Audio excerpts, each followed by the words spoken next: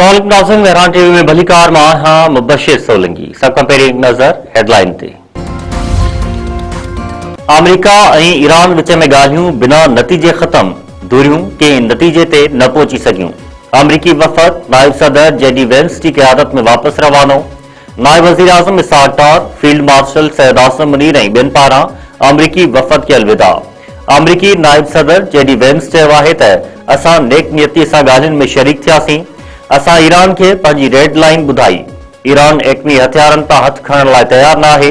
Media सां ॻाल्हाईंदे JD Vance वधीक चयो आहे त ईरान खे हिकु हतमी ऐं बहितरीन आछ पेश कई आहे। ॾिसूं था त ईरान उन खे क़बूल करे थो या न। ईरान पारां जंग जे ख़ात्मे लाइ सफ़ारतकारी जारी रखण जो ऐलान। ईरानी परदेही वज़ारत जे तर्जुमान इस्माइल बकाई चयो आहे त ईरान क़ौमी मफ़ादनि जे तहफ़्फ़ुज़ लाइ सफ़ारतकारी जारी रखंदो। का बि ॻाल्हि कंहिं मुल्क खे पंहिंजी रियासत ऐं अवाम ॾांहुं ज़िम्मेवारियूं निभाइण खां रोके नथी सघे। ईरानी परदेही तर्जुमान जो वधीक चवणु आहे त ॻाल्हियुनि में अहम मामलनि जे केतिरनि ई पासनि ते तफ़सीली बहस थियो, केतिरनि ई नुक़्तनि ते इतफ़ाक़ थियो। टिनि नुक़्तनि ते इख़्तिलाफ़ बरक़रार रहिया, जंहिं सबबि अॻुभराई न थी सघी। पाकिस्तानी कोशिशुनि जा थोराइता आहियूं। ईरानी मीडिया मूजिबि अमरीका पारां हद खां वधीक मुतालबा ॻाल्हियुनि में रंडक बणिया। ईरान जी सिविल एटमी प्रोग्राम जे हक़ खे तस्लीम न करण सबबि डेडलॉक पैदा थियो। अमरीकी सदर डोनाल्ड ट्रंप चयो आहे त ईरान सां मुआहिदो थिए या न, असां ते को फ़र्क़ु नथो पवे। ईरान खे शिकस्त ॾिनी आहे ऐं ईरानी क़यादत ख़त्म करे छॾी आहे। ईरान जी सामूंडी, हवाई फ़ौज ऐं दिफ़ाई निज़ाम तबाह थी विया आहिनि।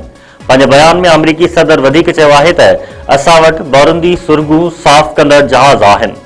असां हरम्स वारे लंघ मां बारूदी सुरंगूं साफ़ करे रहिया आहियूं। नायब वज़ीर आज़म इसहाक़ डार चयो आहे त अमरीका ऐं ईरान जंग बंदी बरक़रार रखनि। ॿिन्ही मुल्कनि खे छिकताण घटाइण लाइ संजीदा क़दम खणण घुर्जनि। जंग या तकरार मसइले जो हल न आहे। सफ़ारतकारी ऐं ॻाल्हियुनि ज़रिए इख़्तिलाफ़ ख़त्म करण ई बहितर रस्तो आहे। पंहिंजे बयान में इसहाक़ डार वधीक चयो आहे त अमरीका ऐं ईरान जा ॻाल्हियुनि वारे अमल में शरीक थियण ते थोराइता आहियूं।